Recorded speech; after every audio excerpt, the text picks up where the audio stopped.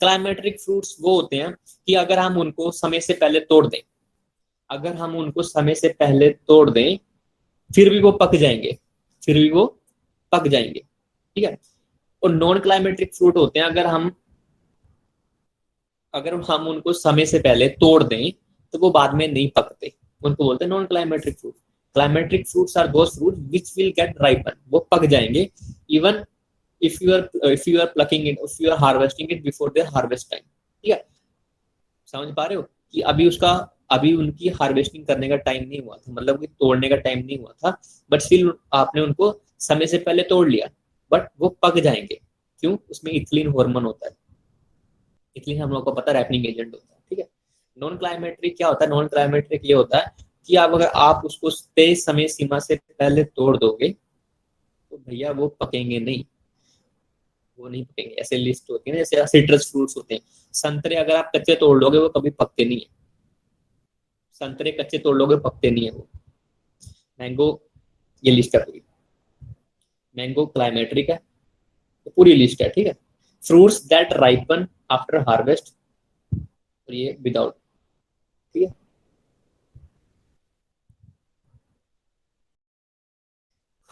Climacteric fruits जैसे कि मैं आपको बता चुका था that climacteric fruits are those fruits which will get ripen, ठीक है, तोड़ने के बाद वो पक जाते हैं, नेचुरली पकते हैं। नॉन क्लाइमेट्रिक फ्रूट्स तोड़ने के बाद नहीं पकते। क्यों ऐसा होता है? क्योंकि क्लाइमेट्रिक फ्रूट्स में इथिलीन हार्मोन होता है ज्यादा अमाउंट में, इथिलीन हार्मोन ज्यादा अमाउंट में होता है, and we know ethylene hormone is responsible for the ripening, clear.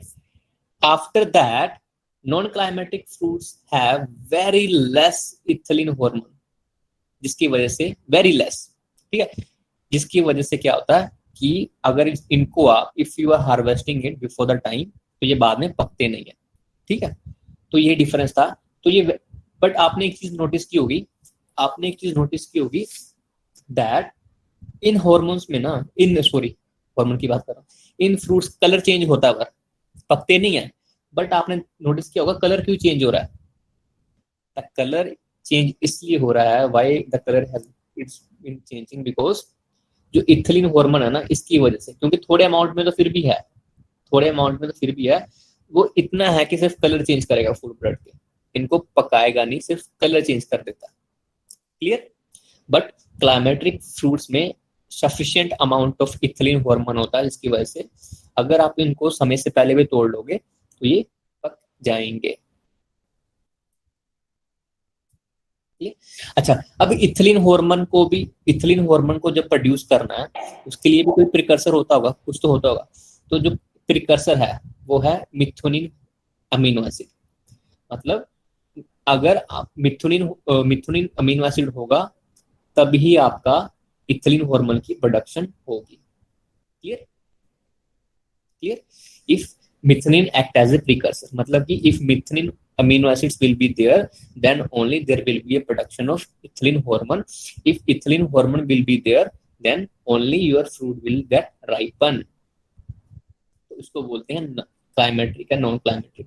अब याद करना कैसे करना है, जो नॉन क्लाइमेट्रिक फ्रूट होते हैं ना, बस ये याद रखना हमेशा कि जितने भी खट्टे फ्रूट, सिट्रस फ्रूट जितने भी है ना, सारे नॉन क्लाइमेट्रिक है,